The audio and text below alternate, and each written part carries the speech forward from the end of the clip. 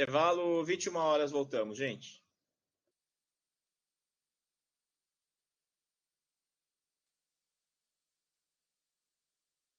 Bem, então estamos de volta, vamos dar continuidade ao nosso roteiro, programa de hoje, entrando no tópico da nacionalidade. Então, nós vamos tratar de nacionalidade hoje e na semana que vem, tá? Na metade da próxima aula. Então, no nosso roteiro da disciplina, para vocês se localizarem, nós já tratamos do preâmbulo dos princípios gerais, acabamos de ver direitos e garantias fundamentais, né? E agora entramos no tema da nacionalidade do artigo 12. E na semana que vem a gente fala um pouquinho do artigo 13 também. Então ficamos assim, no roteiro do tema da nacionalidade. Hoje vamos fazer uma exposição teórica, vou apresentar para vocês o conceito de nacionalidade, formas de aquisição, alguns casos emblemáticos, os institutos envolvidos, relacionados à nacionalidade, e na aula da semana que vem a gente vai para o artigo 12, tá? Vamos fazer a leitura sistemática, interpretação e tudo mais. A aplicação do que vimos hoje na aula que vem, na aula da semana que vem. E daí eu vou falar de brasileiros natos e naturalizados, as diferenças que há entre eles, os cargos que são específicos, são restritos aos natos, perda da nacionalidade, vamos também entrar no artigo 13, tá? Então ficamos assim, hoje, uma exposição teórica sobre nacionalidade, semana que vem nós vamos direto ao texto constitucional. O que é nacionalidade? Nós temos dois sentidos, dois significados. Só para saber, vocês estão me ouvindo dessa vez? Vocês me ouvem bem, gente? Tá? Tá bom. Ok. Obrigado, gente. Que bom. Se não estiverem, me avisem, tá? Nós temos dois sentidos para a nacionalidade. Um sentido jurídico e um sentido sociológico. O sentido jurídico, que é aquele que nos interessa na nossa disciplina, indica que a nacionalidade seria o vínculo entre o indivíduo e o Estado. O sentido sociológico, e portanto aquele que em princípio não nos interessa na disciplina, seria o vínculo entre o indivíduo e a nação. Vínculo entre indivíduo e Estado, vínculo entre indivíduo e a nação. Vocês devem se lembrar das nossas aulas de ciência política e teoria geral do Estado, quando nós distinguimos Estado de nação, né? Estado, o Estado, no caso, seria um ente jurídico dotado de personalidade que tem certos elementos constitutivos. O Estado, como elementos constitutivos, tem que ter um território, tem que ser dotado de soberania, deve atender a uma finalidade, deve ter um povo que tem uma vinculação, né? Uma vinculação jurídica. É o Estado. E o que é a nação? A nação é um conjunto de indivíduos que tem certas afinidades entre si, seja o idioma, seja a cultura, seja a história, a etnia, a religião, e uma identidade comum. Isso seria a nação.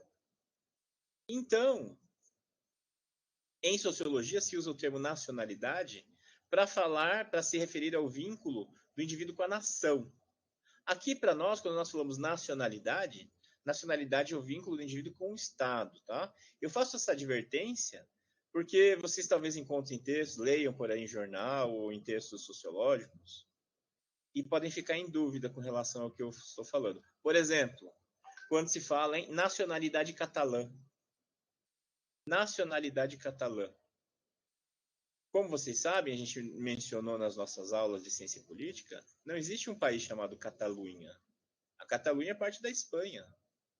Cidadãos da Catalunha são todos espanhóis. Não existe uma nacionalidade catalã do ponto de vista jurídico. Catalães são espanhóis. A vinculação deles é com um estado chamado Espanha. Tá? Então, do ponto de vista jurídico, não existe nacionalidade catalã. Agora, do ponto de vista sociológico, fala-se em nacionalidade catalã. Só que daí não é um sentido jurídico, né? É o vínculo do indivíduo com a nação. Um grupo humano que tem certas afinidades, certas características em comum, uma identidade. Então, não é errado falar-se em nacionalidade catalã se você não está usando o sentido jurídico, tá bom, gente? Por isso eu faço essa distinção inicial. Então, para nós, o que interessa é o conceito jurídico, por óbvio, né? Nós estamos no curso de Direito. E o conceito jurídico de nacionalidade é que a nacionalidade é um vínculo jurídico de direito público interno se estabelece entre uma pessoa e o Estado, estabelecendo direitos e obrigações mútuos. Vínculo jurídico. Primeiro vínculo. Vínculo é uma ligação, uma conexão, um link, um liame entre os dois, né? Entre a pessoa e o Estado, entre a pessoa e o seu país, entre o indivíduo e o Estado. É um vínculo, é uma conexão. Enquanto se mantiver, liga os dois. Um brasileiro que esteja fora do país está conectado ao Brasil. Por quê? Por causa da nacionalidade. Isso significa que o Estado brasileiro exerce jurisdição sobre a pessoa, a chamada da jurisdição pessoal. Você pensa que você está no exterior viajando de boa, você está livre do Estado brasileiro? Não está, não. Certos atos que você praticar lá fora podem ser judicializados no Brasil. Certos fatos geradores podem incidir impostos sobre eles. Certos crimes que você praticar no exterior vão estar sujeitos à jurisdição brasileira. Então, esse vínculo se mantém, tá? Não é porque você saiu do país, você migrou, foi morar em outro país, você perdeu o vínculo. Enquanto você for brasileiro, você mantém o vínculo. Esse vínculo pode ser quebrado? Pode. Pode ser quebrado. Aí, cada país tem sua forma de quebra de vínculo, né? Nós temos países que têm a quebra mais dificultosa, menos dificultosa, intermediária, né? Um país que permite essa quebra facilmente são os Estados Unidos. Lá basta a pessoa que já tem outra nacionalidade abdicar da nacionalidade do país. A pessoa se manifesta sendo que não quer mais a nacionalidade. Ela perde por um ato de vontade, tá? Vou dar um exemplo para você já, tá aí mais para frente. Já no outro extremo, isso eu ouvi de um colega numa palestra, um colega argentino, a Argentina não permite de jeito nenhum a perda da nacionalidade argentina. Quem é argentino não deixa de sê-lo. Como ele disse nessa palestra, a nacionalidade argentina seria uma maldição. Você vai carregar para o resto da vida, né? Quer queira, quer não, você vai ser argentino o resto da vida. Então é um vínculo que pode ser quebrado. No Brasil, a gente vai estudar melhor semana que vem, mas já antecipo. Para um brasileiro deixar de ser brasileiro, ele deve se naturalizar em outro país. O brasileiro que se naturaliza em outro país, ou seja, adquira uma outra nacionalidade derivada, e eu vou explicar tudo isso para vocês, deixa de ser brasileiro.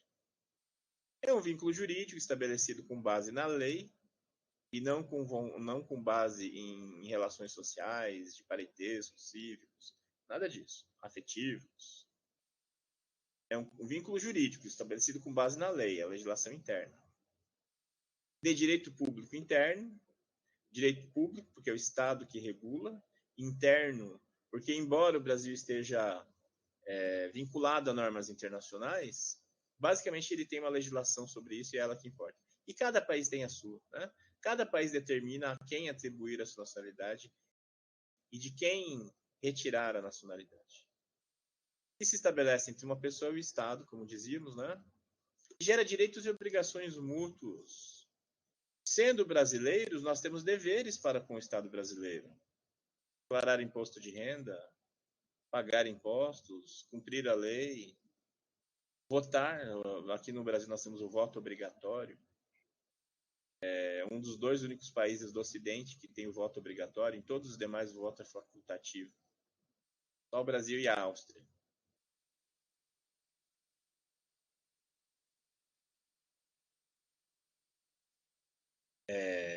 E o Estado brasileiro também tem obrigações para conosco.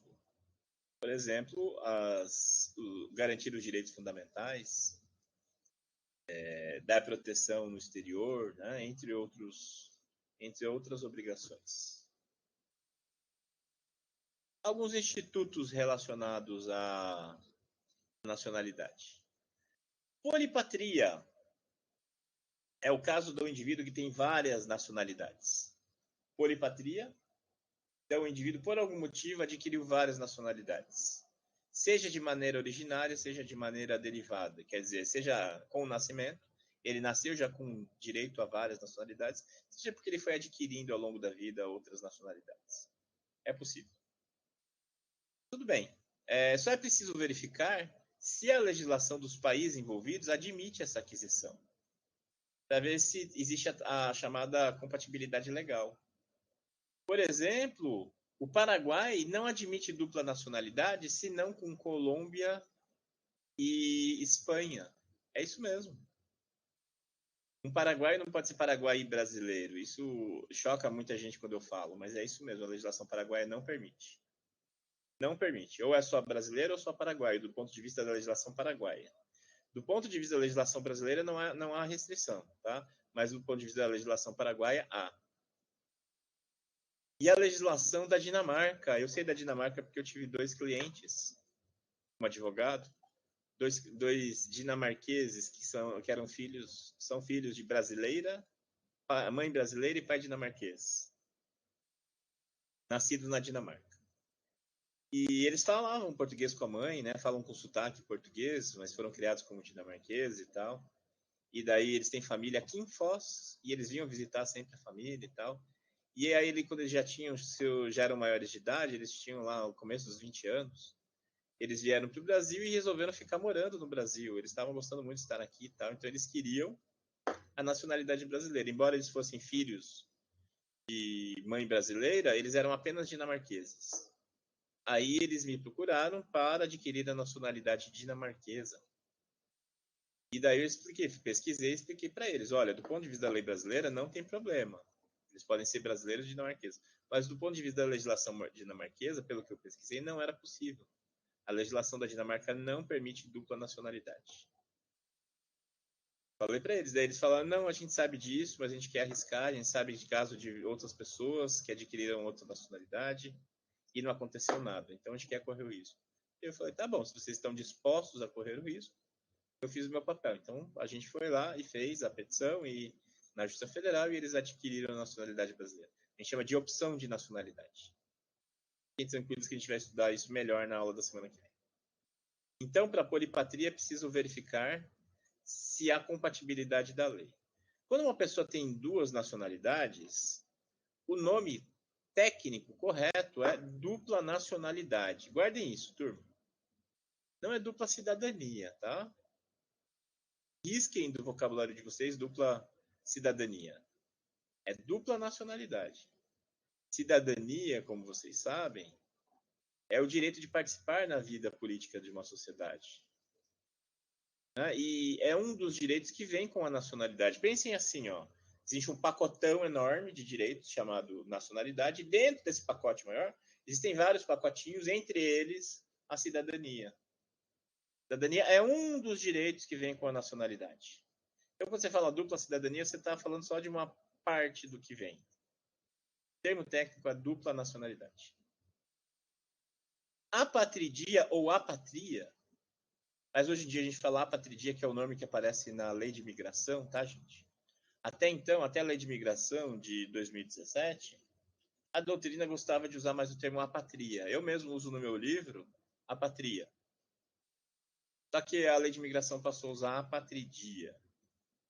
Me lembra de uma coisa que eu esqueci de mencionar. Esse tópico, o tópico da nacionalidade, eu trato no meu livro de Direito Internacional Público, que eu posso compartilhar com vocês. Eu tenho ele em forma de e-book, tá? Então, esse tópico, especificamente, vocês podem estudar pelo meu e-book também. Também pelo meu e-book, tá? Eu compartilho com vocês depois. Então, a apatridia é a condição do apátrida, a da pessoa que não tem nenhuma nacionalidade. Como assim não tem nacionalidade? Acontece. Vou dar exemplo já para vocês nos slides da sequência. Então, a pessoa que não tem nenhuma nacionalidade é uma apátrida, a condição dela é apatridia, ou apatria. Ostracismo é uma forma de se retirar a nacionalidade de alguém, né? É uma forma de punição. Então, expulsava-se a pessoa e retirava-se a sua nacionalidade. Isso é ostracismo. Vou dar exemplo já de ostracismo. Tem aí na sequência. E vem da Grécia Antiga, vem da palavra ostrakon. Quando os gregos votavam por expulsar alguém do convívio social, eles faziam isso em voto secreto. E eles votavam numa ostra, um ostrakon. Eles escreviam na ostra lá sim ou não, se ia expulsar, e depois contavam seus votos. os votos secretos. E daí veio o termo ostracismo, tá? Por isso se fala ostracismo, vem de ostra mesmo. Ostra. Mudança de nacionalidade é um direito também. Se a pessoa quer mudar de nacionalidade, ela tem o direito. E esse direito, entre outros, está assegurado no artigo 15 da Declaração Universal dos Direitos Humanos de 1948, que diz: todo homem tem o direito a uma nacionalidade. Ninguém será arbitrariamente privado de sua nacionalidade, nem do direito de mudar de nacionalidade. Veja que mudar de nacionalidade é um direito, né? Então, ninguém será arbitrariamente privado. Aquilo que eu falei do ostracismo é contrário ao artigo 15 da Declaração de 1948. Tá? Aconteceu, eu vou dar exemplos aí para vocês. E o Brasil segue uma convenção internacional, um tratado internacional sobre a matéria, chamada Convenção de Montevidéu sobre Nacionalidade, de 1933. Os nossos institutos de nacionalidade estão conformes a essa convenção internacional.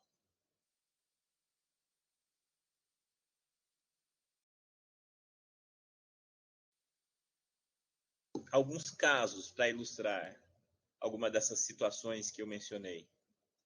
Mahamamo. Deixa eu só elencar, depois na sequência a gente tem mais. Nós temos o caso Mahamamo, o caso da República Dominicana, o caso de Augusto Bastos. Vou mencionar a situação do filme O Terminal, a situação desse cidadão do Irã chamado Mehran Karimi na série, de Eduardo Seivin, brasileiro, meu sobrinho, vou usar meu sobrinho como exemplo, o Deco, que era jogador de futebol, e vários outros jogadores de futebol na mesma situação, e jogadores de vôlei de praia brasileiros da Geórgia. Então, vou falar um pouquinho de cada um desses casos aí, para vocês entenderem alguns dos institutos que eu mencionei no slide anterior. Essa moça, chamada Mahamama, ela tem uma história bem interessante. Hoje ela é brasileira, né? Mas já dei um baita spoiler, mas vou contar um pouquinho a história dela para vocês. Ela e os irmãos dela são filhos de pai e mãe sírios. O pai cristão, a mãe muçulmana. E aí, na Síria, o casamento dos pais deles, né? Dela e dos irmãos, era ilegal. Na Síria, os cristãos não podem se casar com muçulmanos, né? Não se podem casamentos mistos. Então, eles não podiam se casar na Síria. O que eles fizeram? Eles se mudaram para o Líbano, onde eles se casaram e constituíram família. Então, os pais dela, sírios, se mudaram para o Líbano, onde tiveram a Mahamamo, a irmã e o irmão dela. Ocorre que, como era um casamento ilegal para a Síria não atribui a nacionalidade para os filhos desse casal. A Mahamamo não tinha direito à nacionalidade síria. Por quê? Porque o casamento dos pais era ilegal.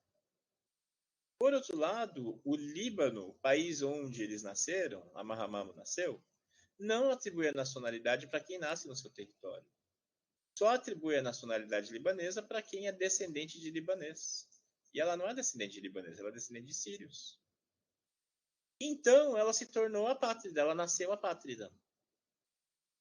Nenhuma nacionalidade. Não adquiriu a nacionalidade, a gente chama de via jus sanguinis, tá?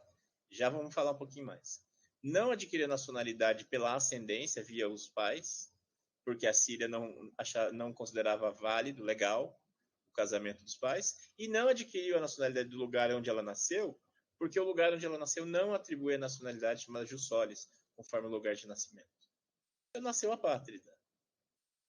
E ela conta, ela já deu várias entrevistas, essa daqui, esse print que eu fiz aí, é de uma entrevista que ela deu no programa do Bial. Foi a primeira vez que eu ouvi ela falando. Depois eu já li muitas matérias, eu já li entrevistas dela, né, em inglês, inclusive. E ela já fala muito bem português. Ela contou na entrevista que quando ela era criança, adolescente, ela não sentiu muita dificuldade. Ela sabia que ela tinha problema de matrícula na escola e tal, mas eram sempre os pais dela que resolviam. Não era algo que a afetasse diretamente. Só na vida adulta que ela começou a sentir o peso de ser apátrida. Ela não podia ter carteira de trabalho, logo ela não podia ter um trabalho legal, ela trabalhava de maneira clandestina, e quando tinha fiscalização ela tinha que ser escondida. ela não podia ter carteira de motorista, ela não podia comprar um celular. Então ela passou a ter um monte de limitações na vida dela, tendo nascido no Líbano e não podendo usufruir dos direitos de cidadania. E ela ficou nessa situação, tentou se naturalizar em vários países, ela contou que escreveu cartas para vários países, nunca deu certo. Aí ocorreu a Guerra da Síria. E ela e os irmãos dela vieram como refugiados da Guerra da Síria em 2014 para o Brasil, quando o Brasil recebeu uma leva de refugiados sírios. E ela veio como refugiada da guerra. Só que quando ela chegou, não havia nenhuma legislação protetiva a ela. O Brasil não tinha naquela época, 2014, já nem faz muito tempo, nenhuma legislação específica para a apátrida. Então ela ficou morando no Brasil como apátrida. Aí, em Belo Horizonte. Aí, em 2017, veio a lei de imigração que tem proteção ao apátrida. E, inclusive, tem uma forma de naturalização nova, que a gente vai estudar semana que vem, que permite ao apátrida, se quiser, virar brasileiro. O apátrida que esteja no Brasil e, se quiser, pode se tornar brasileiro. E ela foi a primeira pessoa a exercer esse direito, né? Primeiro, ela foi a primeira pessoa, ela e os irmãos dela foram os primeiros a serem reconhecidos oficialmente como apátridas e receberem a proteção. O irmão dela, infelizmente, só por um mês, porque ele morreu um mês depois de ter recebido essa proteção, numa tentativa de assalto em São Paulo. O que é bastante irônico, porque o sujeito sobreviveu a uma guerra onde já morreram centenas de milhares de pessoas e veio morrer no Brasil, né? Aí ela, um tempo depois, fez a opção e ela virou brasileira e está ela mostrando orgulhosamente o RG brasileiro. Hoje ela é brasileira, ela não é mais apátrida. É a primeira pessoa, né, a primeira apátrida a se tornar brasileira. Esse sujeito é o Augusto Rabastos, um escritor paraguaio, já falecido há alguns anos, uma década mais ou menos, muito célebre em língua espanhola. Ele é autor, dentre outros livros, desse clássico que é Joelho Supremo e também Hijo de Hombre. O Joelho Supremo fala de um personagem histórico dos primeiros anos de independência do Paraguai, e Hijo de Hombre trata da Guerra do Chaco. Ele lutou, ele foi soldado na Guerra do Chaco. É uma história ambientada na Guerra do Chaco, do Paraguai contra a Bolívia. Ele era cidadão paraguaio, que viveu muitos anos fora do Paraguai. Ele viveu na Venezuela, viveu na Argentina, viveu na Espanha, se mudando entre esses países.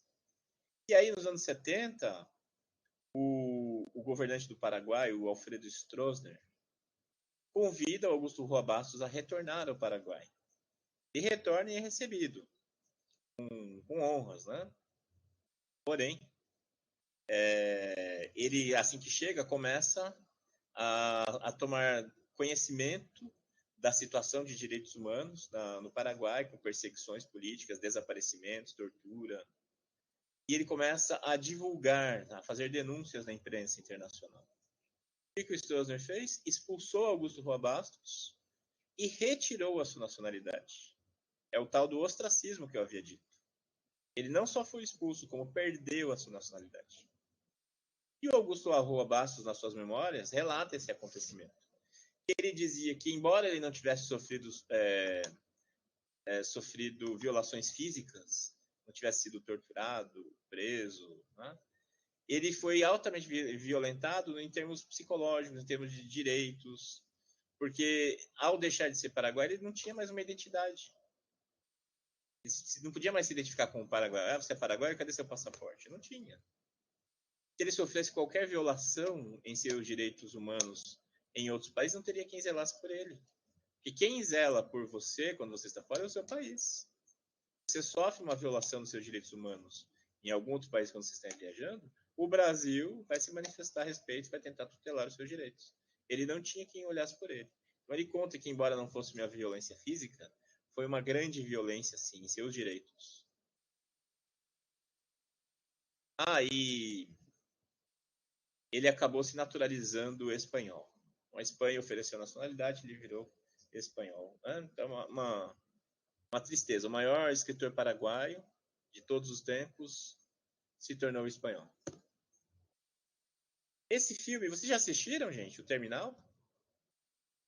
Alguém assistiu? Não assistiu? Eu menciono ele na minha coluna da... Opa, alguns sim, outros não. Eu não sei se eu comentei com vocês, mas eu estou assinando agora uma coluna, faço uma crônica semanal no Portal 24, que é um portal de Cascavel. E na minha crônica da semana passada eu menciono esse filme, O Terminal, e menciono o próximo caso, que eu vou falar na sequência. É até bom ter falado isso, depois eu mando para vocês o link da minha crônica. Nesse filme, o personagem do Tom Hanks viaja, né? Ele é um cidadão de um país do leste europeu e viaja para os Estados Unidos.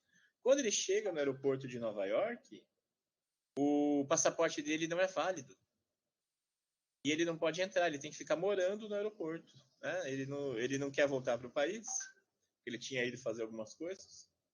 E ele também não pode entrar no país, porque o passaporte não é válido. Aconteceu uma guerra enquanto ele estava no voo e o pai dele deixou de existir e o passaporte não era mais válido. Tá? Então ele ficou um cidadão apátrida vivendo no aeroporto. E esse filme mostra que a dificuldade, ele dorme nos bancos, ele faz pequenos serviços para se manter e tal, né? Toda uma dificuldade. Aí você pensa, nossa, uma pessoa vivendo nessas condições. Ocorre que nós temos um caso real muito mais drástico, que é o desse sujeito, Mehran Karimi Nasseri. Ele era cidadão do Irã, que com a Revolução Fundamentalista teve de fugir, perseguido político.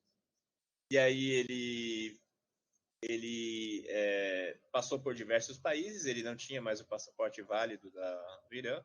E quando ele chegou no aeroporto de Paris, o aeroporto Charles de Gaulle, ele não pôde ingressar no país. E o que ele fez? Ele ficou morando no aeroporto. E ele morou no aeroporto por 18 anos, entre 1988 e 2006. Então, se no filme lá, o personagem do Tom Hanks fica 2 meses, você acha que é muito? Esse sujeito ficou 18 anos morando na vida real no aeroporto de Paris. Eu tenho até uma lembrança de muitos anos de algum repórter. Eu sempre jurei que foi a Glória Maria. Mas eu pesquisei e não achei. De um repórter brasileiro entrevistando na série. E eu lembro dele ser um sujeito bastante simpático, que gosta de conversar, gosta de contar histórias. E ele contou que ele fazia amizades no aeroporto e as pessoas voltavam para os seus países e passavam a mandar dinheiro para ele. E era assim que ele se mantinha.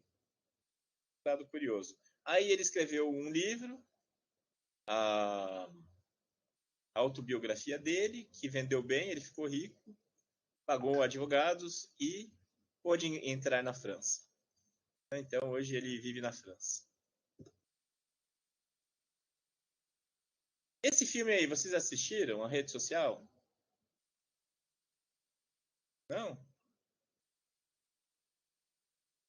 Ninguém viu esse filme? Ele conta a história da criação do Facebook. Aqui estão os sujeitos de verdade, né? Como é o nome dele? Zuckerberg. Zuckerberg. Esse aqui eu não lembro o nome. E esse daqui é o Eduardo Saverin. No filme, eles são representados por esses atores. São atores famosos. Se ninguém assistiu, não tem tanta graça contar. Mas, enfim. O ponto é que esse personagem aqui, ó, ele representa... Opa, você assistiu, Giovanni? Legal. Ele representa esse sujeito aqui, que é o brasileiro Eduardo Severin. E ele é o protagonista da história. O Zuckerberg é mostrado meio como vilão na história, né? Ambíguo e tal, mas ele é o vilão. Esse aqui é o mocinho da história. E é o brasileiro Eduardo Severin, que é esse aqui na vida real. Os dois foram fundadores do Facebook. E o Zuckerberg tentou passar a perna no Eduardo Severin, retirando dele as ações e tudo mais, né? E aí ele foi obrigado pela justiça a deixar o nome do Severin como co-criador, cofundador do Facebook. E o Severin é bilionário, sei lá, tem 20 bilhões de dólares de patrimônio. Né? O que interessa contar dele é o seguinte: no filme, ganhou uma parte na justiça. É isso mesmo, Giovanni. O Zuckerberg tinha passado a perna e na decisão judicial ele teve que reconhecer que ele era cofundador e tinha direito às ações e ao nome como fundador. Então tem algum lugar lá do Facebook que você entra e você vê fundadores, Zuckerberg e Eduardo Seif. Não sei que lugar é esse, eu sei que foi uma decisão judicial que mandou que tivesse isso. O Eduardo Severin mencionava assim, bem passando o filme, que ele era brasileiro e estadunidense. Ele tinha a nacionalidade do Brasil e dos Estados Unidos. A mãe é do Brasil, o pai dos Estados Unidos, ou vice-versa, não sei direito qual que é. Sei que ele tinha as duas nacionalidades. E aí, hoje, né, já de alguns anos, ele abdicou da nacionalidade dos Estados Unidos. Ele deixou de ser estadunidense. Ele hoje é só brasileiro. Por que, que alguém abre mão da nacionalidade dos Estados Unidos? Veja bem, ele é bilionário, gente. Ele não precisa arrumar um bom emprego, né? Geralmente as pessoas querem a nacionalidade lá para ter um bom emprego, sabe? Acesso a um bem-estar, a um nível de vida médio e tal. Ele é bilionário, não precisa de nada disso, não precisa de nacionalidade para ter isso garantido. Ele abriu mão da nacionalidade dos Estados Unidos, sabem por quê? Porque lá eles têm impostos para grandes fortunas. O Brasil não tem impostos para grandes fortunas. Muito esperto, não? Então, sendo cidadão dos Estados Unidos, ele pagaria impostos para grandes fortunas. Sendo cidadão brasileiro, ele não paga. O que ele paga de imposto de renda é muito menos do que a gente paga. É verdade isso, gente. Tá? Não tô exagerando, não. Bilionário no Brasil não paga imposto. Pois é isso mesmo. Então, ele abdicou da nacionalidade dos Estados Unidos. Viu só, Lucas? Nem tudo é o que parece. Hoje ele é só brasileiro e vive em Singapura. Esse sujeito, alguém conhece? Quem gosta de futebol aí?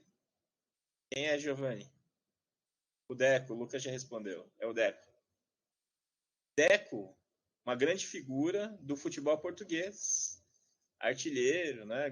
Durante uma década levou nas costas a seleção de Portugal.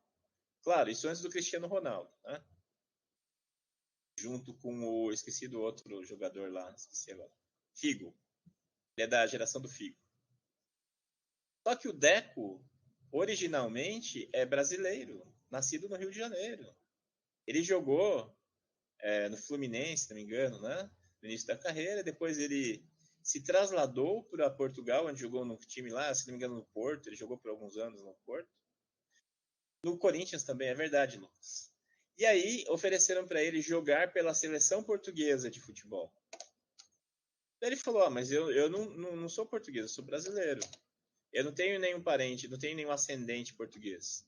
Porque para ser português tem que ser filho de pai português ou mãe portuguesa. E ele não atendia a condição. Aí a alternativa seria ele se naturalizar. E ele aceitou. Ele se naturalizou português. Se naturalizou português. A consequência disso é que ele deixou de ser brasileiro. Sim, o Hulk também fez, é verdade.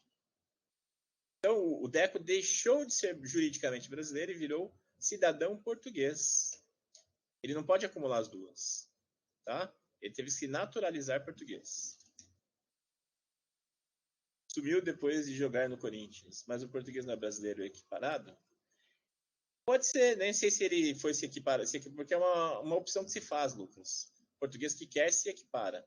Mas no caso, para fins das regras da FIFA, ele tinha que se naturalizar português. E eu imagino que ele fez o cálculo. A época dele, né, do auge dele, coincidiu com o auge do Ronaldo, né? E logo depois o Ronaldinho e tal. Enfim, não tinha a menor chance dele como atacante, né, ser titular na seleção brasileira. Então ele se naturalizou português e passou a jogar pela seleção portuguesa. Jogou durante uns bons anos, voltou ao Brasil, jogou acho que pelo Fluminense, não sei se foi nessa época que ele jogou pelo Corinthians ou Andrigo. Com certeza que ele se aposentou. Ele se aposentou e não readquiriu a nacionalidade brasileira. O Lucas disse que foi antes. Ele não readquiriu a nacionalidade brasileira. Hoje, isso é coisa que eu li recentemente, tá? Hoje ele é português vivendo no Brasil. Ele não é brasileiro. Ele vai lá, tem toda a família carioca, ele, todos os amigos de infância do Rio de Janeiro, mas ele não é juridicamente brasileiro, ele é português. Começou no Corinthians. Ok, Lucas, bom saber. Outro caso aí, esse daqui já tem alguns anos, é das Olimpíadas de 2008.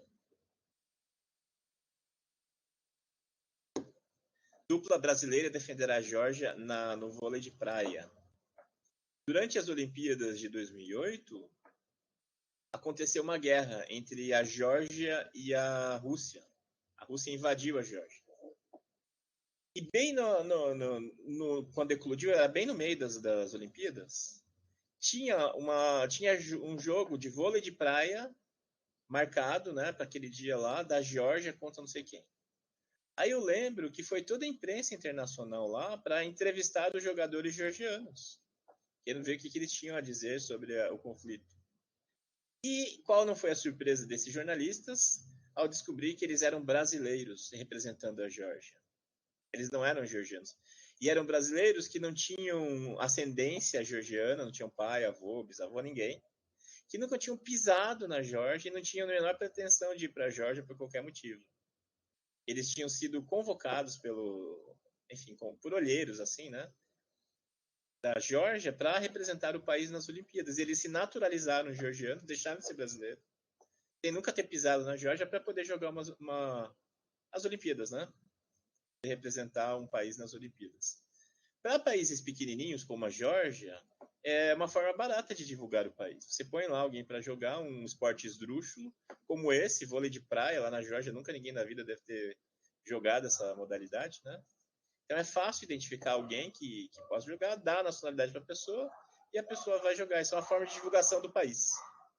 Uma forma barata de divulgação do país.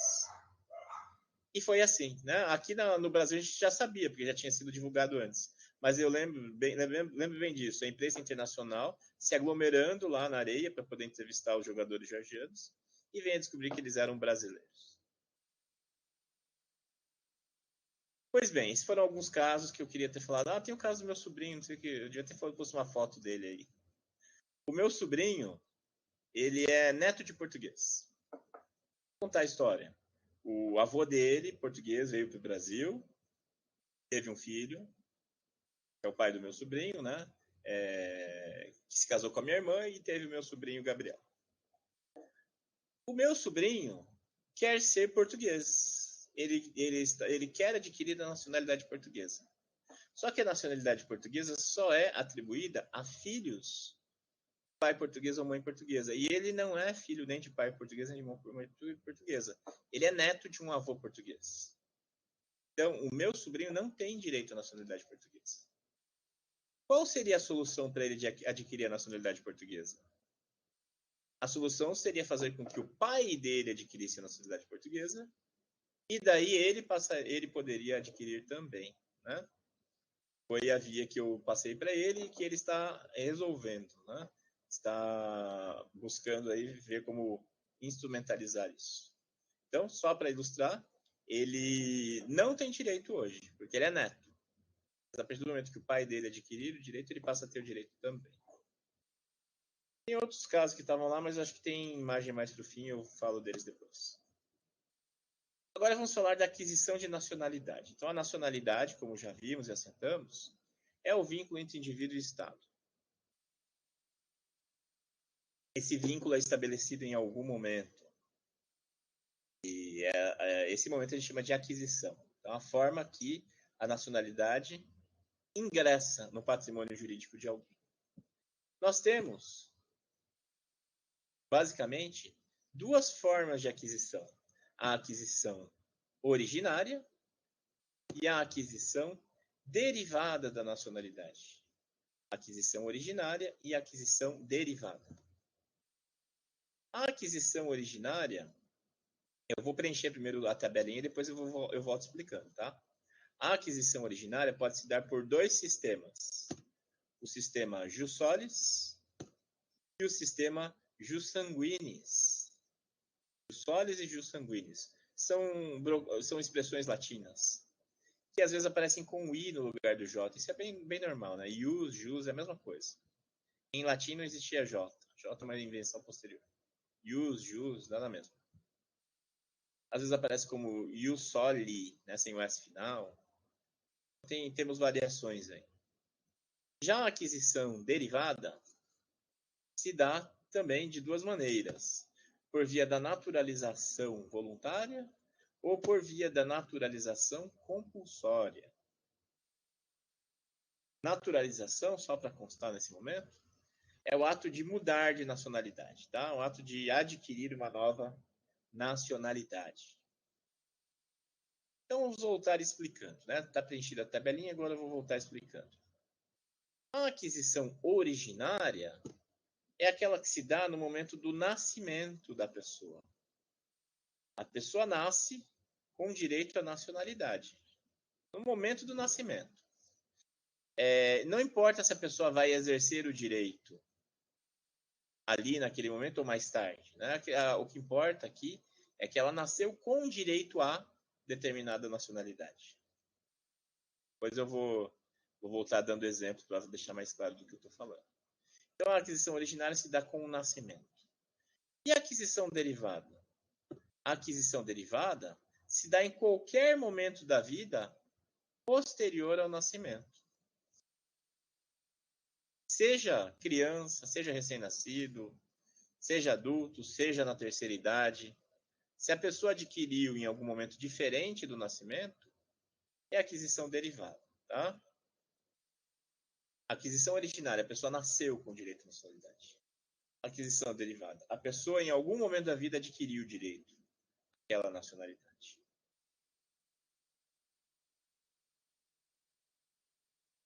A aquisição originária, aquela que se dá pelo nascimento, então, pode ser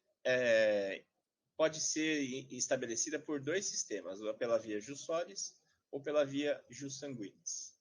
Traduzindo a expressão jus solis do latim, traduzindo ao pé da letra, seria direito de solo. Tá? Direito de solo.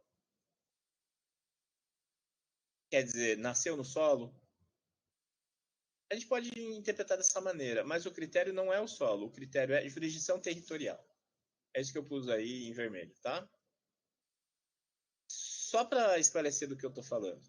Lá em ciência política, a gente estudou que o território do Estado é formado por certos elementos. Vou refrescar a memória de vocês. O território do Estado é composto por elementos como o solo, o subsolo, o espaço aéreo, o domínio marítimo. Lembram disso, gente? E além desses espaços, existem outros espaços que não integram o território, mas que estão sob a jurisdição territorial do Estado. São as embaixadas, as aeronaves, que estão fora do território, em espaço aéreo internacional, as embarcações, que estão fora do mar brasileiro, estão em águas internacionais, embarcações, no caso, de bandeira brasileira, ou pavilhão brasileiro, aeronaves matriculadas no Brasil. Lembram disso, gente? Já ficou muito para trás? Tá bom. Então, muito bem. Que bom que vocês se lembram. Então, esses espaços que eu estou mencionando são espaços onde incidem a chamada jurisdição territorial brasileira. O Brasil tem jurisdição sobre esses espaços. Tudo que acontece aí se reporta à lei brasileira. Um crime foi cometido no território brasileiro, aqui no solo, vai ser a lei brasileira. Um crime foi cometido num barco ali que está atracado no Porto de Paranaguá, lei brasileira. Um crime foi cometido num barco de bandeira brasileira no meio do oceano, lei brasileira. Um crime foi cometido na Embaixada do Brasil nos Estados Unidos, lei brasileira. Um crime foi cometido num avião matriculado no Brasil que está sobrevoando o espaço aéreo internacional no meio do Atlântico, lei brasileira. Tá? Todos esses espaços estão sob a jurisdição territorial brasileira. O professor fez nesse dia um desenho no quadro delimitando o espaço. Que bom que você lembra, Selva. Né? Fez um desenhozinho lá para vocês acompanharem a ideia. Então, em todos esses espaços aí que eu mencionei, onde o Brasil exerce jurisdição territorial, se nascer uma criança, a criança é brasileira. A criança nasceu aqui, né, nasceu aí em São Miguel, é brasileira. A criança nasceu num navio de bandeira brasileira no meio do Atlântico, brasileira também. Por quê? Porque o Brasil adota jus solis. Toda pessoa que nascer no território brasileiro é brasileira. A gente vai ver melhor isso semana que vem, lendo a Constituição, tá? Mas só antecipando. Fala, Giovanni. Professor, no caso ali, se a pessoa a mulher tá grávida, no caso, ela sabe mais ou menos a data que ela vai nascer a criança ali. e ela embarca num navio para propositalmente ela ter essa vantagem. Pode isso também? Ou tem um Pode, período ali que... pode, Ah, pode lá. sim. Não tem nenhuma restrição. Nasceu na República Federativa do Brasil, é brasileiro. Não importa se foi de propósito, não importa se é estrangeiro, está a passeio, né? Veio como turista, entrou em trabalho de parto sem querer e teve, foi por acidente. Entrou uma mulher grávida para pedir um copo d'água na Embaixada do Brasil, entrou em trabalho de parto e nasceu, não importa. O que importa é que nasceu no Brasil é brasileiro, tá? Tem países que restringem. O Brasil não é um deles. O Brasil é um dos países que tem o chamado jus solis irrestrito. Nasceu no Brasil é brasileiro, não precisa de nada. Outros países, e muita gente se surpreende com isso, são os Estados Unidos. Nasceu nos Estados Unidos, tem a nacionalidade do país. Sem nenhum tipo de restrição. Inclusive, eu já até vou antecipar um caso que eu vou falar daqui a pouco. Aquela apresentadora Luciana Gimenez, ela falava no programa dela que ela tinha o melhor... É obstetra que fala, né? Que cuida da gravidez. Melhor obstetra do mundo. Que era em Nova York. Então ela contava que ela pegava o jatinho do marido e ia lá consultar o obstetra em Nova York, né? Todo mês ela fazia isso. Mas na verdade o que ela queria era que a criança nascesse nos Estados Unidos. Para quê? Para ser estadunidense. E os Estados Unidos não tem nenhum problema quanto a isso. Nasceu lá, estadunidense. Ah, mas ela pegou o jatinho do marido só para que a criança nascesse lá. Não tem problema. A lei do país não tem nenhuma limitação quanto a isso. Brasil também, Giovanni, não tem nenhuma limitação. Nasceu no Brasil, é brasileiro. Então, quando a gente traduz aí jus solis como direito de solo, solo é só uma parte de tudo aquilo que eu falei. Solo, subsolo, espaço aéreo, né? Embaixadas, embarcações, aeronaves. Solo é só uma parte. Então, não confie na tradução literal, jus solis, direito de solo. É jurisdição territorial. Onde o Brasil exerce jurisdição, se a pessoa nascer ali, vai ter direito à nacionalidade. Eu estou falando do Brasil agora, mas isso se refere a todos os países que adotam jus solis, tá, gente? Se o país opta por adotar o jus solis, nasceu no seu território, nasceu na sua jurisdição territorial, tem direito à nacionalidade. Jus sanguinis é outro critério, o país adota se quiser. O jus sanguinis informa que para ter a nacionalidade do país, é preciso ter um vínculo de parentesco. Qual é esse vínculo de parentesco? Alguém sabe o nome desse vínculo? É a ascendência. E não descendência, tá? A gente fala errado isso. O vínculo de parentesco é a ascendência. Nós temos parentescos colaterais, irmãos, primos, né? São os colaterais. Nós temos a descendência, que são aqueles que descendem de nós, os nossos filhos, nossos netos, nossos bisnetos, netos. E nós temos a ascendência, que é o parentesco vertical para cima. Pai, avós, bisavós, trisavós. Isso é ascendência. Então, nós temos o parentesco vertical, em linha reta, que a gente fala. Para cima é ascendência, para baixo é descendência. Então, suponhamos que você tem um avô italiano. Tá certo falar que você tem descendência italiana? Não. Não está certo. É isso aí. Você tem ascendência italiana. Você é neto de portugueses, de italianos, eu falei, né? Você é neto de italianos, você tem ascendência italiana. Se você falar que você tem descendência italiana, o que você está falando, gente? Tem filho, né? Tem neto. É isso aí.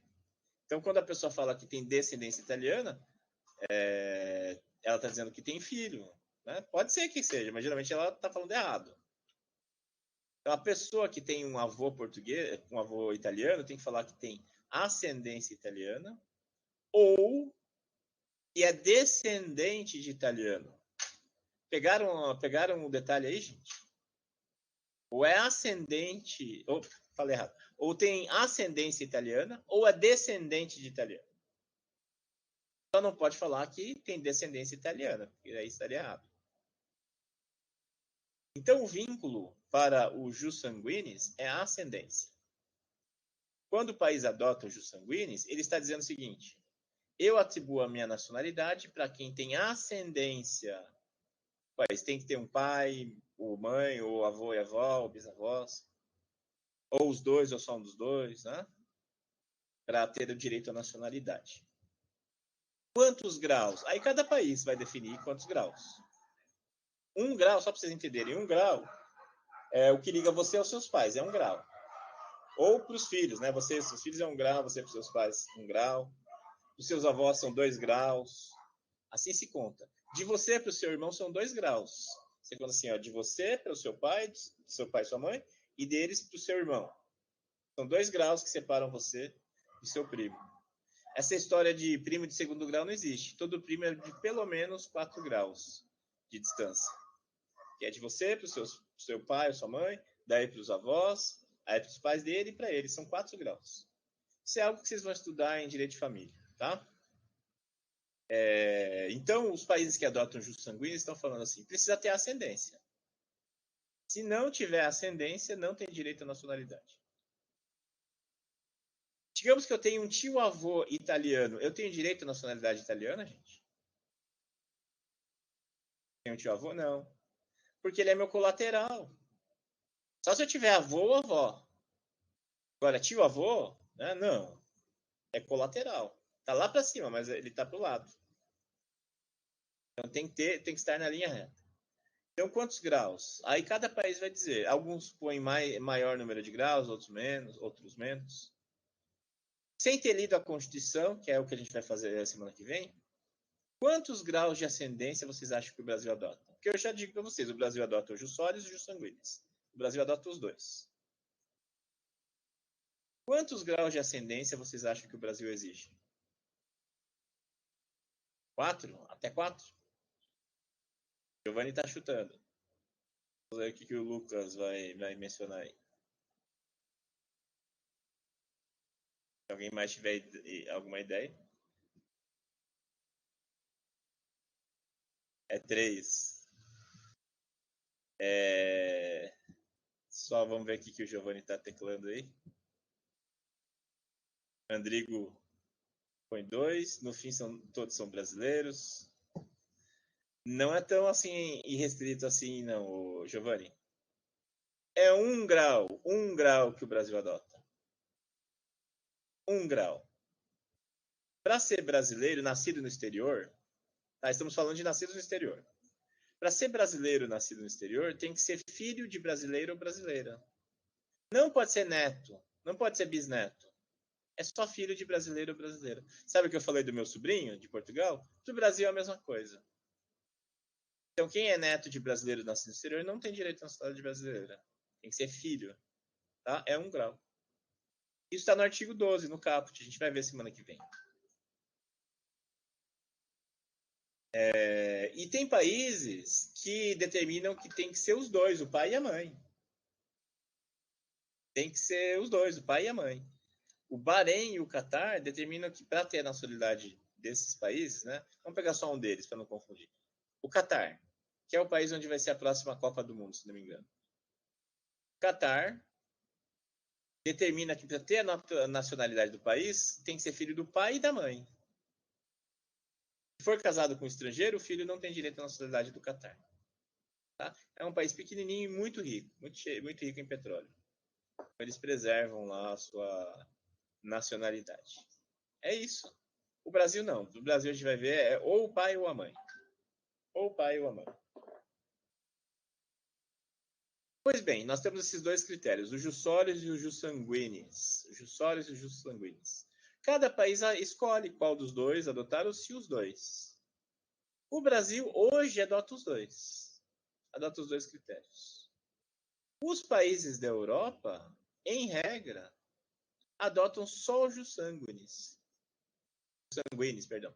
O jus sanguinis. Eles não adotam o jus solis. Tem algumas formas especiais de jus solis, mas que não entram na categorização que nós estamos adotando. Mas, enfim.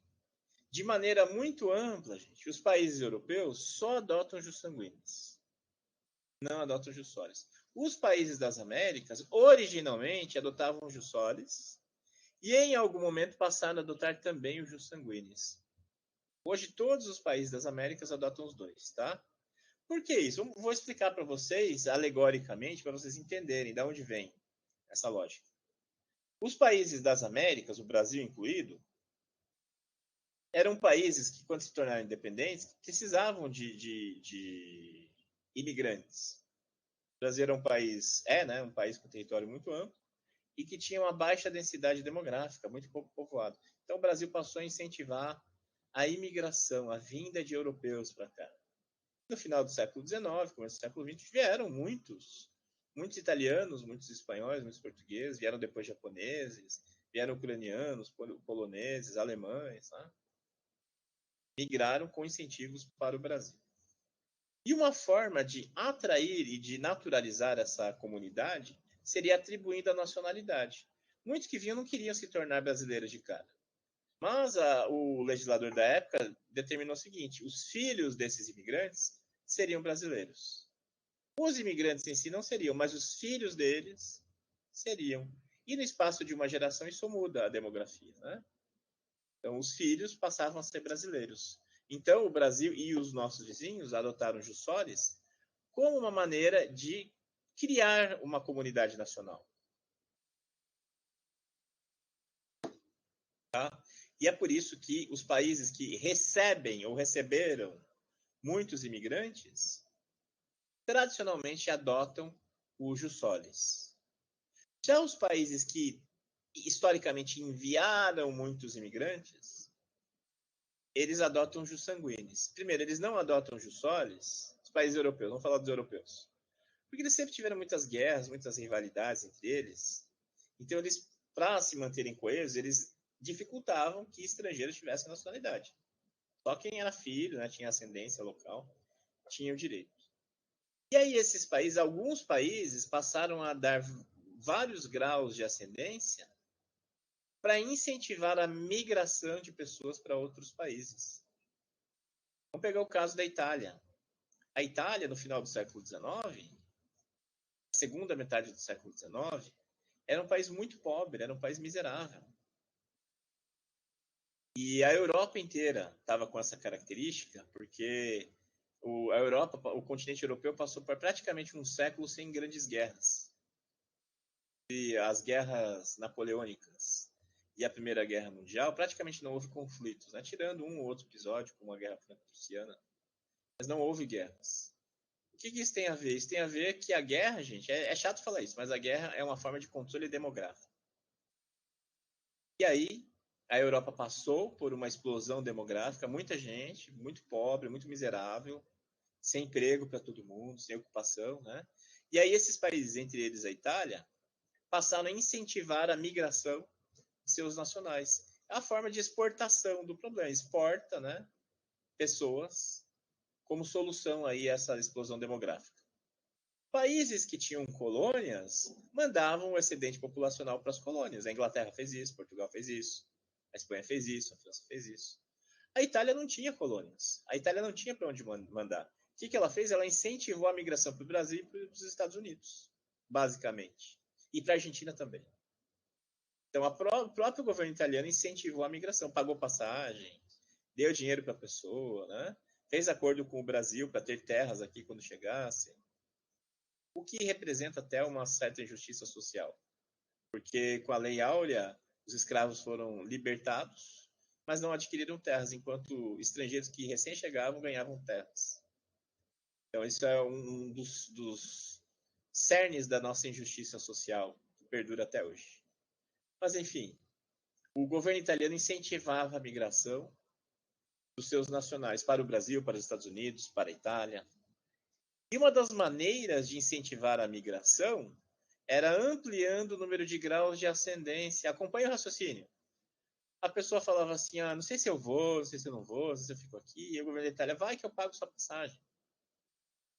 Mas vou chegar lá, não vou ter dinheiro. Não, toma aqui, eu te dou um dinheiro, você vai ter condições de chegar lá, poder se estabelecer.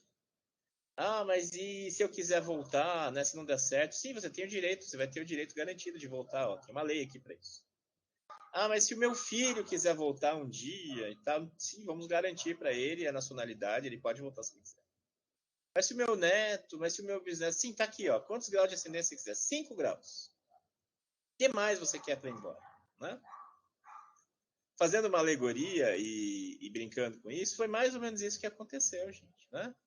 E é por isso que na Itália hoje são 5 graus de ascendência. Deixa eu apontar para a câmera aqui, ó. 5 graus de ascendência. Contem comigo, o que representam 5 graus de ascendência? Pai, pai e mãe, né? Pais, avós, bisavós, trisavós, tetravós. Quem tem tetravós italianos tem direito a ser italiano. Isso dá mais de um século, gente. É muita coisa. É muita coisa. E aí as pessoas se perguntam, mas por que a Itália dá tantos graus? O Brasil dá um só. Portugal dá um só. A França, o Reino Unido, a Espanha, todos eles dão um só. Por que a Itália dá tantos graus? Porque a Itália incentivou a migração para outros países. A Itália não tinha colônia. Então, dentre os vários direitos, a Itália deu vários graus de ascendência. Né? A Alemanha também, a Polônia também. A Alemanha também não tinha colônias. A Alemanha também, se não me engano, são 4 graus e tem uma legislação bem complexa, pelo que já me falaram. O Abimael comenta que para comprovar é muito difícil. Sim, essa comprovação é dificílima. Eu já vi brigas familiares, Abimael, sobre isso. Então, para comprovar a ascendência italiana, precisava de um documento, né? Um comprovante de nascimento do bisavô, que vai ser não é registro civil, vai ser um documento na igreja, numa igrejinha do interior lá, né? Então, contrata-se advogado, detetive. Vai lá um detetive procurar em várias igrejas, né? Ver se acha o registro e tal. E aí tem que ter documento de entrada no Brasil. Se vocês já fizeram viagem internacional, vocês devem saber. Quando a gente está entrando no país, a gente recebe um papelzinho de imigração, que a gente tem que preencher e entregar uma via, né? E a gente fica com uma via. A pessoa tem que ter guardado esse papelzinho do bisavô aí por todos esses anos, comprovar o ingresso dele no Brasil. É esse nível de dificuldade, tá? Isso que eu falei de briga familiar foi o seguinte: uma das pessoas da família queria investir nisso para conseguir a comprovação do bisavô lá, né? E quis fazer uma vaquinha na família. Ah, cada um dá um tanto, aí não fica pesado para ninguém, todo mundo se beneficia, né? E ninguém quis ajudar. Ninguém ajudou na vaquinha. Aí a pessoa bancou sozinho, ficou anos, né? Com papelado, com os documentos, foi tudo difícil, né? Anos. Conseguiu e adquiriu a nacionalidade italiana. Aí veio o primo e fala assim: Ô, me empresta os papéis aí pra eu tirar o xerox e dar entrada dos meus papéis. Sacanagem, né? Vocês vão de convir comigo. Muita folga. E aí que começa, a pessoa se recusa a dar os papéis e começa a briga familiar, né? Isso é relativamente comum. Mas é isso mesmo, Lima, é difícil comprovar. Então, é por isso que os países europeus adotam só o jus solis, eles não adotam perdão, falei errado. É por isso que os países europeus adotam só o jus sanguinis. Os países das Américas adotaram originalmente o jus solis e passaram a adotar o jus sanguinis em algum momento. Hoje, todos os 35 países das Américas adotam o chamado sistema misto, os dois, né, jus solis e jus sanguinis. Já a aquisição derivada, aquela que se dá após o nascimento, não era para ter passado.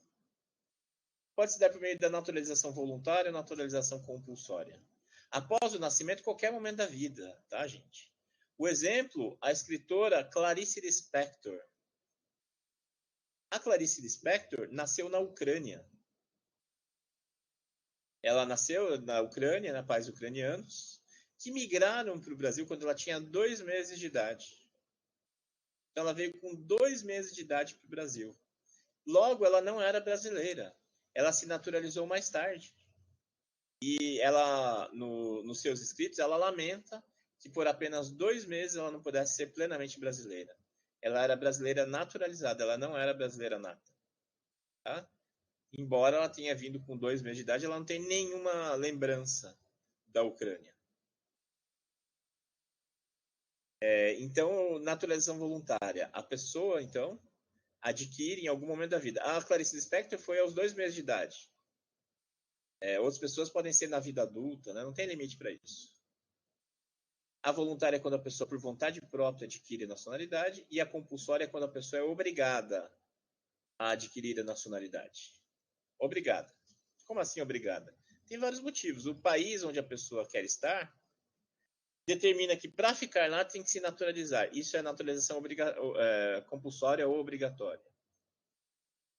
Alega-se também que por motivos econômicos, a pessoa, para poder conseguir empregos adequados, tem que se naturalizar. Isso pode ser considerado a naturalização compulsória.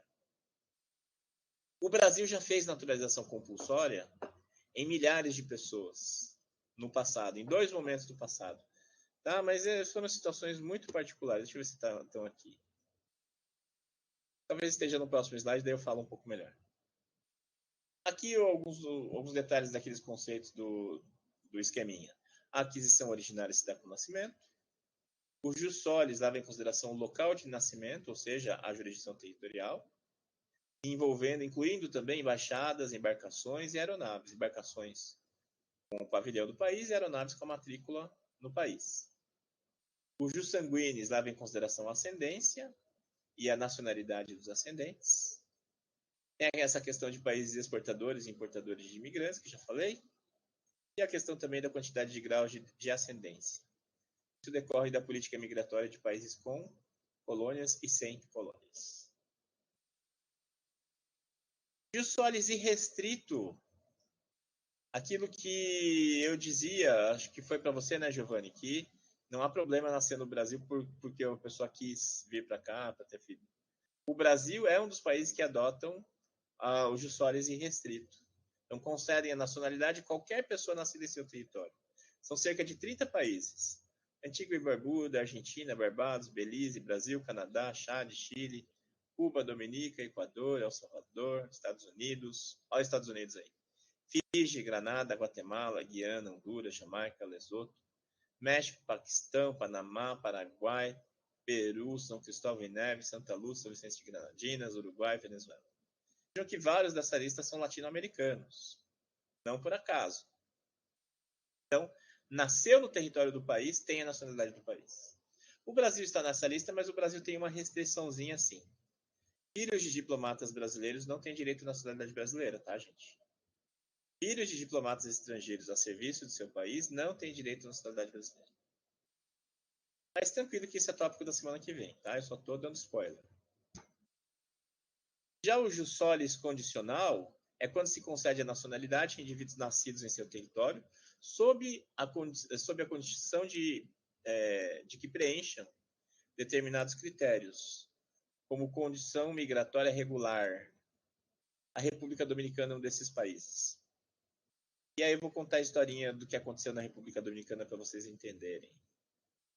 A Constituição da República Dominicana de 1928 diz que para ser nacional do país, né, nascido lá pelo jus solis, tem que ser filho de estrangeiros em condição migratória regular. Se for um estrangeiro que está em condição irregular, geralmente se fala imigrante ilegal, né? Mas esse nome não é adequado, tá, gente? Não é imigrante ilegal.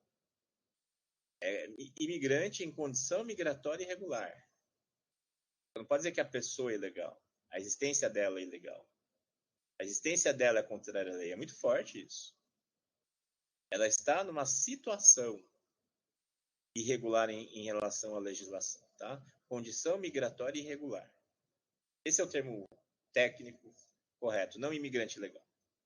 Então, a Constituição da República Dominicana diz que para adquirir a nacionalidade jus solis do país, a pessoa tem que ser filha de imigrante em condição migratória regular. Se for filho de imigrante ilegal, né, de imigrante em condição irregular, não tem direito à nacionalidade dominicana. O que aconteceu? Esse dispositivo existe desde 1928, mas ele não era aplicado. E aí muita gente que era filha de imigrantes em condição migratória irregular eram reconhecidos como dominicanos. E os filhos deles, e os filhos dos filhos, e os filhos dos filhos dos filhos. E o tempo foi passando até que, em 2013, se não me engano, a Suprema Corte do país resolveu aplicar esse dispositivo que não vinha sendo aplicado. Falou assim, não, chega de brincadeira, só quem é filho de imigrante regular pode ter. Tudo bem. O problema dessa decisão, gente, foram os efeitos ex tunc. Sabe a diferença entre ex tunc e ex nunc? Já aprenderam em algum lugar? Nunca ouviram falar? Vou escrever aqui, ó. Ex tunc, ex nunc. São tipos de efeito. Efeitos ex nunc é de agora para frente. Esquece o passado, tá? Ex nunc, daqui para frente, não olha para trás.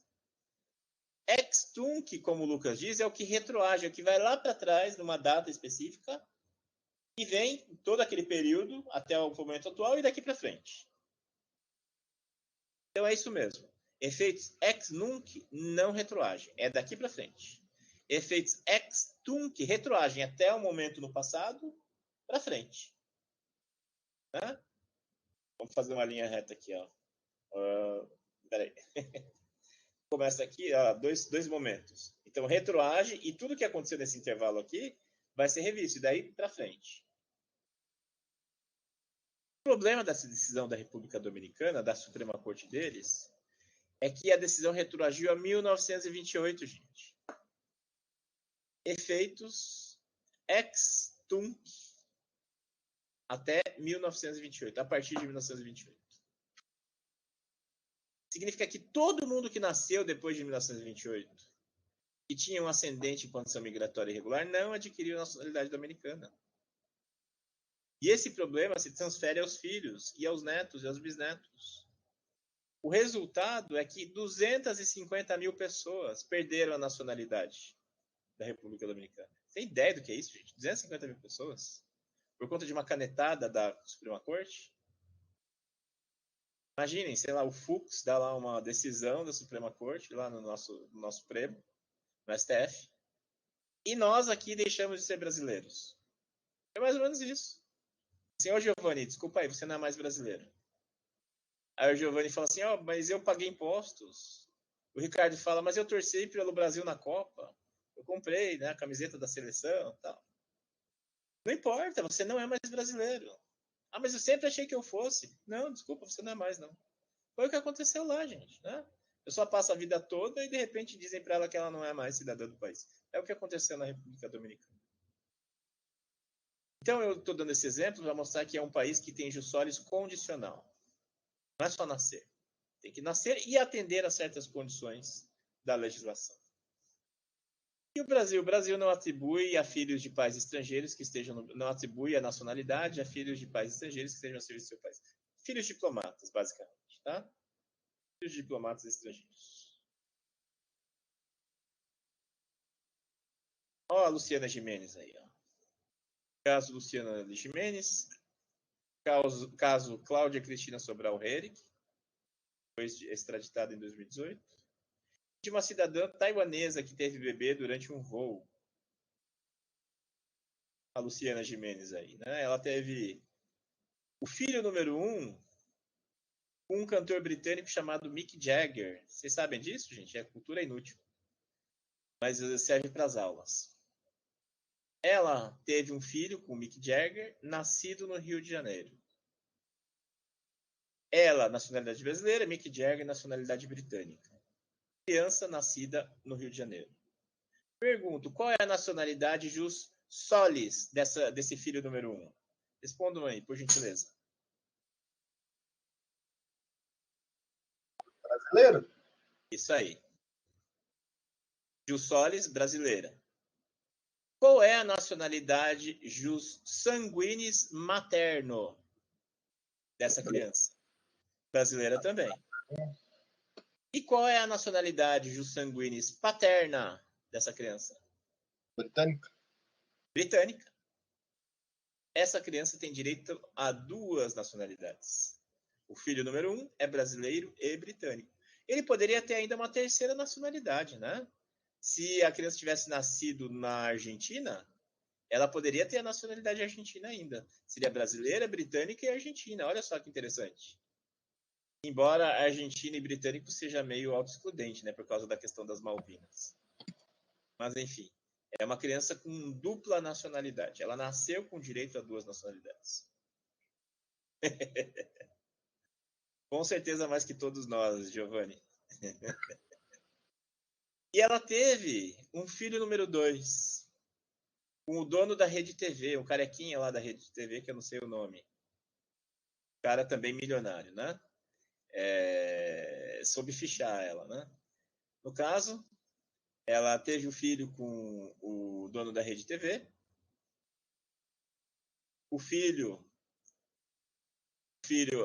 mãe brasileira, pai brasileiro, nascido onde? Em Nova York.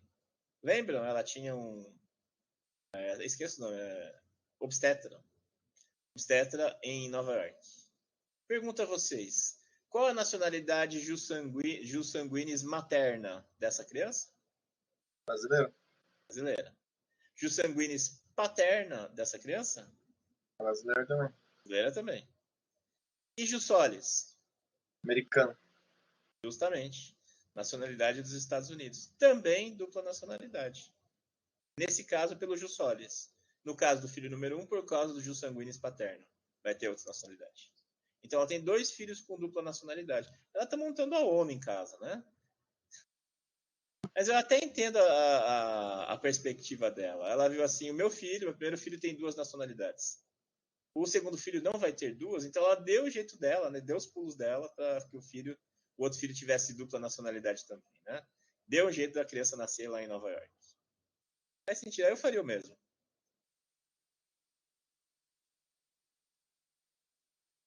Cláudia Cristina Heyrig. Ouviram falar desse caso, gente? 2018, famoso, não? Acusada de assassinar marido, o Lucas sim. Acusada de assassinar marido, americano, carioca é a primeira brasileira a ser extraditada para ser julgada no exterior. Cláudia Cristina Sobral Heyrig foi transferida em sigilo do Brasil rumo aos Estados Unidos.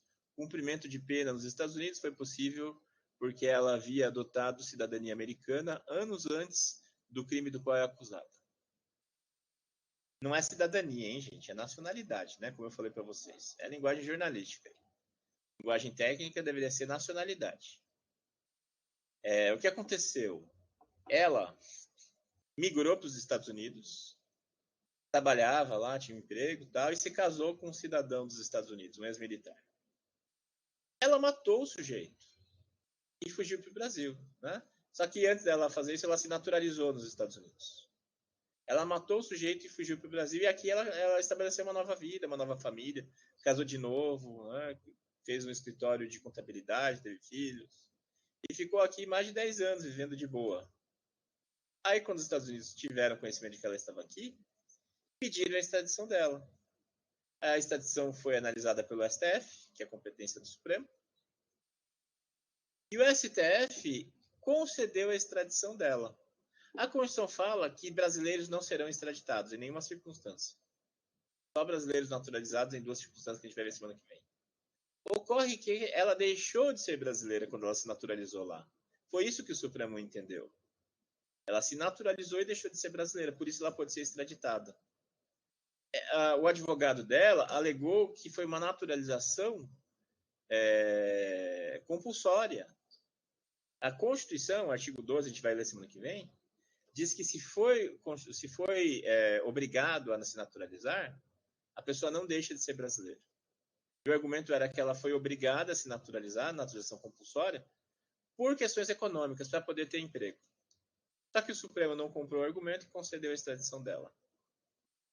Só para aprofundar um pouquinho mais, o Brasil não concede se vai ter pena de morte.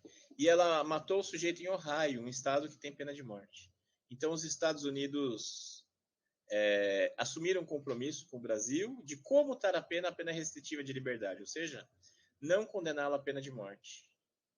Aí ela chegou lá, foi extraditada e o Ministério Público pediu a pena de morte dela. Eu lembro, numa entrevista da Glória Maria com o promotor, ele falou o seguinte: aqui nos Estados Unidos, os estados são soberanos. Os estados não estão sujeitos à legislação federal. Eu olhei aqui e falei, esse sujeito está falando de má fé ou ele não entende nada de direito? Porque não é assim. É óbvio que os estados dos Estados Unidos não têm soberania, eles são autônomos, como vocês estudaram comigo, né? E ele falou exatamente isso, ele falou que os estados têm soberania e não estão sujeitos à legislação federal dos Estados Unidos. Mentira! Ou é mentira ou é burro. A questão é que ele pediu a pena de morte, mas o juiz a condenou a 28 anos. Então, se tivesse condenado a pena de morte, daria um problema diplomático com o Brasil. Não foi o caso. E o último caso, mulher que deu à luz voa deportada sem bebê. A mãe acabou deportada para Taiwan sem o seu filho. Ela era uma mulher grávida, taiwanesa, que pegou um voo para o Canadá. A criança nasceu quando o avião estava sobrevoando o Alasca. O Alasca tem um pedacinho lá que fica entre o Canadá e o Pacífico, né? Então o avião estava sobrevoando um pedacinho dos Estados Unidos quando ela entrou em trabalho de parto e a criança nasceu. Daí o avião pousou no Canadá. Ela foi extraditada porque ela era imigrante em condição migratória irregular. E a criança não foi com ela. Porque o Canadá tem um acordo com os Estados Unidos que dizem que crianças de nacionalidade estadunidense não serão enviadas para outros países, serão enviadas para os Estados Unidos. E o que tem a ver? Tem a ver que a criança nasceu quando o avião estava sobrevoando o Alasca, estava sobrevoando o território dos Estados Unidos. Jus solis. Jus solis. A criança nunca tinha colocado o pé, né? Nem a mãe tinha colocado o pé nos Estados Unidos. A criança nasceu quando o avião estava sobrevoando uma partezinha do território dos Estados Unidos. Nasceu sob jurisdição territorial, tem direito ao jus soli dos Estados Unidos, é americana a criança, e o Canadá não a enviou para Taiwan junto com a mãe. A criança foi enviada para algum lugar dos Estados Unidos que eu não sei, que depois eu não achei mais notícias a respeito. Agora imagina o conselho tutelar de algum lugar lá recebendo essa criança, né? Qual o vínculo dela com os Estados Unidos? Nenhum. Nada. Nenhuma pessoa, nada, né? Por que ela é estadunidense? Porque ela nasceu enquanto o avião estava sobrevoando. Foi isso. Se depois a mãe e o bebê se reencontraram, eu não fiquei sabendo. Procurei notícias posteriores, não achei. Professor, e se acaso ele nasce sobre o Pacífico ali, que não tem uma demarcação nada, ele fica para qual naturalização daí? No caso, a nacionalidade da bandeira, da matrícula da aeronave. Se for uma aeronave canadense, o Canadá adota o jus solis, vai ter direito à nacionalidade do Canadá. Se for uma bandeira de um país da Europa, sei lá, um avião espanhol, um avião da Ibéria, né, um avião da Alitalia, não dá jus solis, então não vai ter a nacionalidade desse país, vai ter só a nacionalidade dos pais. Olha, a taiwanesa terá que pagar multa por ter atrapalhado o voo.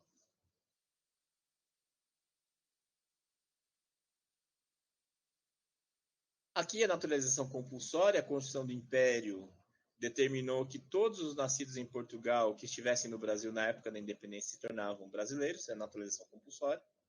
E a Constituição de 1821 fez a chamada grande naturalização.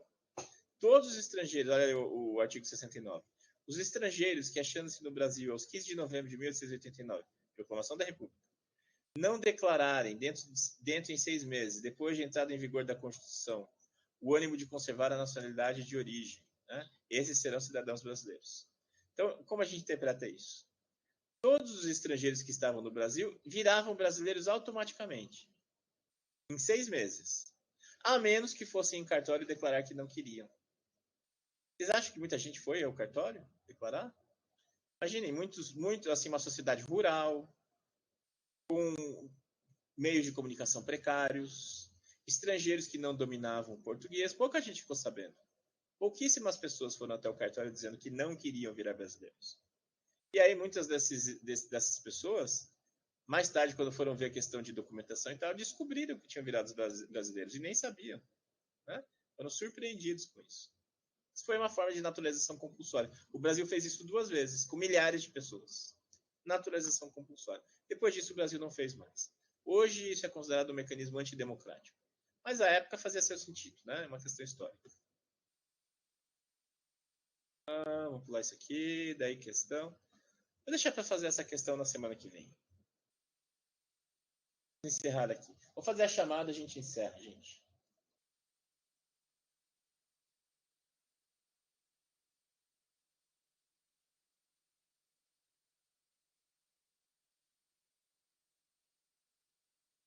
Alguma dúvida aí? Esqueci de perguntar. Se alguém tiver alguma dúvida, pode fazer.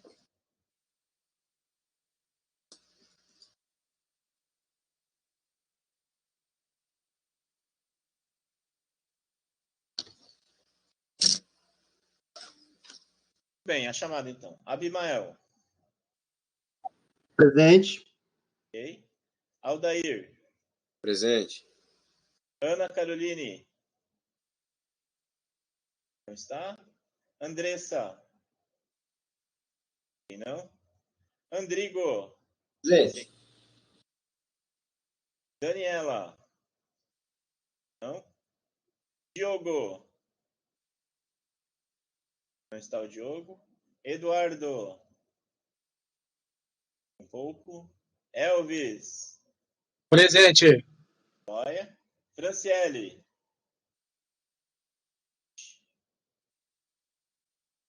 Não estava vendo. Para de rolar aqui, gente. Eu não estava vendo. Andressa está presente? Ok, Andressa. De mais alguém? Franciele está aí, tá bom? Giovanni. Presente. Graziele. Não, Graziele. Yara. Ok. Jonathan. Não está. Joel. Não. Jonimar. Não. Jussara. Não também. Luana. Tava aí a Luana, né? Tá aí. Lucas Conte. Tá aí. Lucas de Oliveira. Não está. Mara. Presente. Opa, tá aí sim. Milene. Ok. Natana. Tá, Natana? Oséias. Não. Ricardo. Presente. Selva. Presente. Tânia. Bom, ela se manifestou antes. Tiago. Onde está o Tiago? Verônica. Sim, eu te dei presença, Tânia, tranquilo. Verônica, não tá? E William? Também não. Então é isso, gente. Encerramos por aqui. Eu vou postar ali no sistema o esquema da aula, tá? Fiquem tranquilos. Professor, o William está. Ele está? Ah, tá mesmo, é verdade. Obrigado. E o Joel também, professor. Acho que o senhor não colocou do Joel. Não coloquei mesmo. Por algum motivo parou de rolar aqui para mim e os nomes ficaram para baixo. Joia. Então encerramos, gente. Obrigado, hein? Bom fim de semana. Até semana que vem. Valeu, boa noite.